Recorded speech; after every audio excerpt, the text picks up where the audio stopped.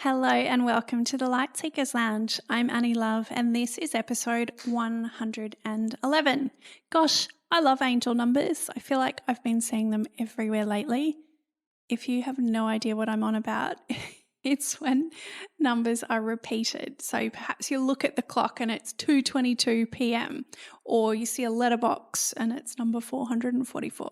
Anyway, the spiritual meaning apparently of 111 or 111, according to the interwebs, is a sign that new opportunities are on the way or that this is the start of a new beginning.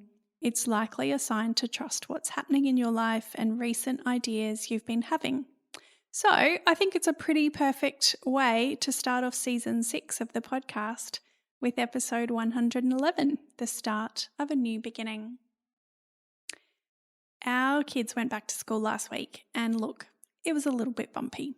But I feel like we're off to a stronger start in week 2, thankfully.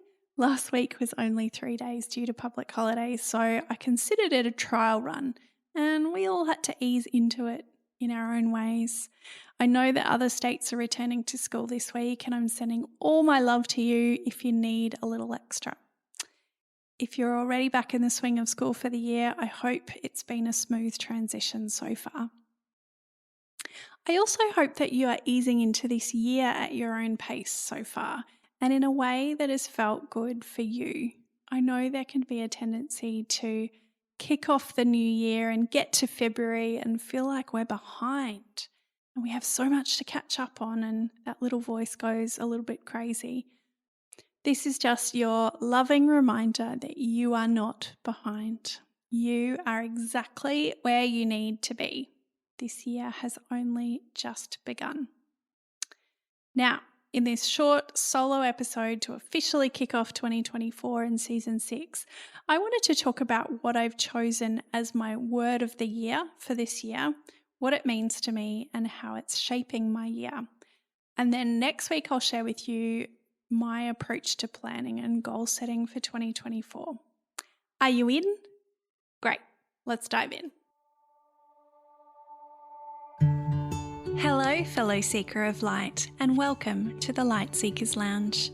I'm Annie Love, and I'm a certified coach for incredible humans who want to build wholehearted businesses. I help them master their mindset, create simple strategies, and take meaningful action towards their goals in a soul-nourishing way that honours their business, their family, and most importantly, themselves. I'm also a wife and a mum to 3 gorgeous boys. Our parenting journey has been, well, a bit of a roller coaster. And while our family has navigated some pretty tumultuous times, I've learned just how important it is to keep seeking the light and the joy. Even in the midst of darkness, I believe that we can find light on the other side, even if the landscape is different to how we expected it to look. Here in the Light Seekers Lounge, we're going to share stories and conversations about how we create our best life, even when things feel hard. Thank you for being a light seeker with me. I am so glad you're here. Now, let's get on with the show.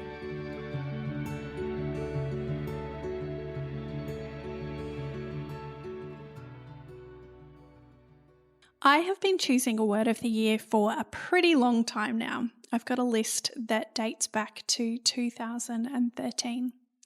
If you're not familiar with the concept of word of the year, it's basically to choose a word as a guiding light for your year ahead.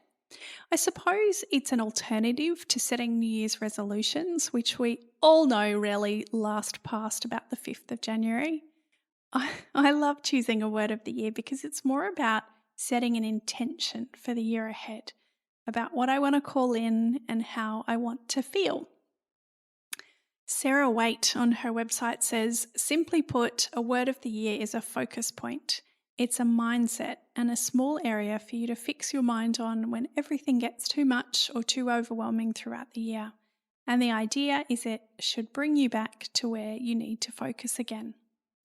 So for some people, word of the year might be a single word, and for others, a quote or a question or a number of words. Sometimes for me, the word feels really resonant and I remember it all year. Sometimes I choose it and I forget what it was by the end of the year, actually usually by about may. But sometimes I struggle to find a word, and other years it chooses me. It just drops in, and I know that it's the right one for me in that moment. This year was one of those times where it just dropped in and I knew that it was the right one. For 2024, my word of the year, I feel like I need a drum roll here, is delight. I just love the word delight and I already feel like it's guiding me. So I want to share what it means to me and how it is guiding me so far this year. The definition of delight is great pleasure, and I'm all for greater pleasure in life. For me, it means to look for opportunities for greater pleasure, fun, and lightness in both life and business, and to let delight be the driver, rather than waiting for it to happen if there's any spare time or capacity. It means asking the question, how can I tap into more delight? How can I make space for it? I know that there are years where I've thought about having words like visibility or consistency, and look, they're not wrong, but essentially they're words that to me feel a bit bossy, like there's a standard that I should be living up to. And for me, that's not the vibe of the word of the year. I want it to inspire me, and delight feels like a really good choice as a word to inspire. So, just to give you some examples of how this is playing out for me so far as my word of the year. One of the ways I want to access more delight this year is through creativity. The very first book I read this year is a beautiful book by the amazing Australian author Holly Ringland called The House That Joya Built. It has the most amazing, gorgeous cover too. Now, Holly has written novels such as The Lost Flowers of Alice Hart and The Seven Skins of Esther Wilding. And The Lost Flowers was recently turned into a series on Prime Video, so by all accounts, she's had some great success with her writing career so far. The House That Joy Built is all about Holly's often tumultuous journey with creativity and writing and self-belief and dealing with past traumas that have impacted her creativity. It was honest and raw and real, and I found it really impactful, and it definitely inspired me to tap back into more creativity in my life. It has inspired me to pull out and play with my watercolour paints more, to write more, and use my iPad and Apple Pencil for more digital art creations. There's an iconic book called The Artist Way by Julia Cameron. I love it. And one of her tips for boosting creativity is to go on regular solo artist dates to places that inspire you. So I'm also starting to think about where I can go, places that fill me up, like the library or catching a bus into the art gallery, which is on the Brisbane River near the city. Every now and again, I go and read some of the blog posts I wrote on the Mama Love blog since 2011, and I fall down the rabbit hole. Like today when I was looking for reminders of the words that I'd chosen over the past 11 years. I also found some photos of the beautiful vision boards I'd created around my word of the year too. So fun. It honestly gives me such a warm and fuzzy feeling reading over all the words and photos shared on the blog over a decade. And a bit nostalgic for that time of life where blogging was cool and there was a bustling blogging community that I was part of. It's also such an amazing time capsule of moments when our boys were little. And I know that there were plenty of times where I put a lot of pressure on myself to write when I didn't actually have a lot of time and I felt pretty exhausted raising 3 small boys. And also, I loved it. And I'm so grateful to past me for doing it. I really want to tap into that joy of writing and taking photographs again, tapping into that energy of delight. On the home front, I really want to create more cozy spaces this year. And the first step for me has been putting up photos and artwork on the walls of the home we moved into last February. Ben and I are both big fans of being in a home that feels like us, that feels lived in without being cluttered, that has art and things that we love, rather than having pieces that feel like we're trying to recreate a display home or have art for art's sake.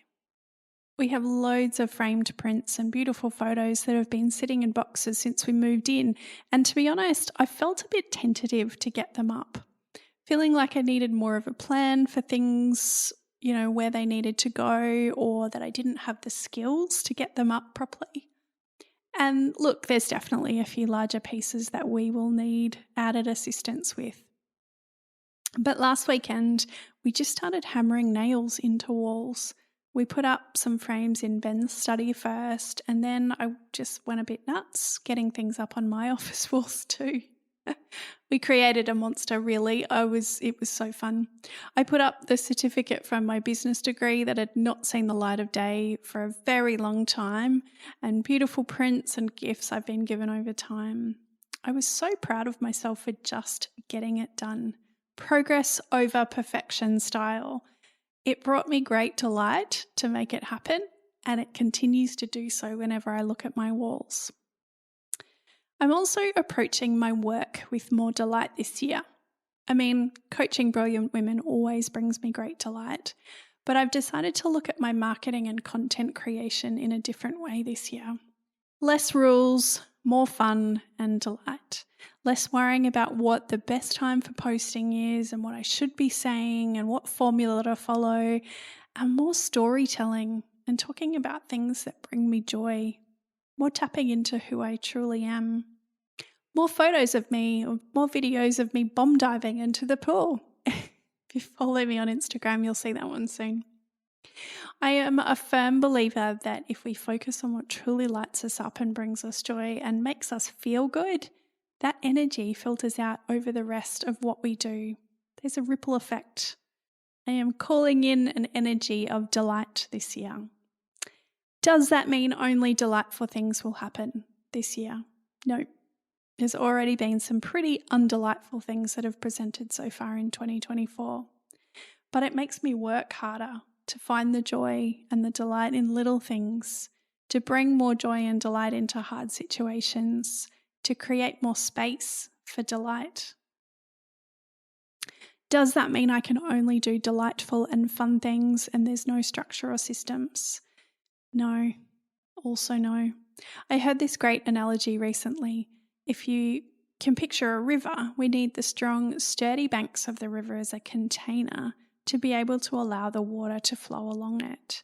And I really do believe that we need systems and structure in order to support our creative flow as well. I don't know about you, but I actually find great delight in systems and structures. Like just around the house lately, as we get back into a little bit more of a routine where we have a bit of a meal plan going on. I actually am quite delighted by those things. Maybe that's just me though. In terms of keeping reminders of my word of the year nearby, I've created a vision board on Canva that I use as the desktop on my laptop, which includes the word delight in it. And I also have a handwritten delight up on the collage wall in my office. As I've asked people their word of the year or seen them being shared on social media, I've definitely noticed a theme. Of course, I could just be biased, but I do feel like there are more words around that concept of play and lightness this year. Maybe we're all just ready for things to be a bit more fun in 2024. So, what about you? Have you chosen a word for the year yet? If you have, I'd love to know what it is. Send me a DM on Instagram or jump into the Light Seekers Lounge Facebook group and share it with me. If you haven't chosen a word but you want to and you feel like you need some help, I'll put a link into the show notes for a resource by Susanna Conway that I found really helpful a few years ago when I was having trouble coming up with a word. All right, that's it from me this week. I hope you delighted in this episode. Sorry, couldn't help myself. I'll be back again next week with another solo episode on how I'm approaching goal setting and planning for the year ahead. Have the most beautiful week, and I will see you again very soon. Hey, thanks so much for listening to today's episode of the Light Seekers Lounge podcast. I am so grateful to have you here. If you loved the show, it would mean the world to me if you could hit subscribe and leave a review on Apple Podcasts or on Spotify. I would love to continue the conversation with you, so come on over and join the Light Seekers Lounge Facebook group or come say hi to me on Instagram at annielove.coach. Talk to you soon.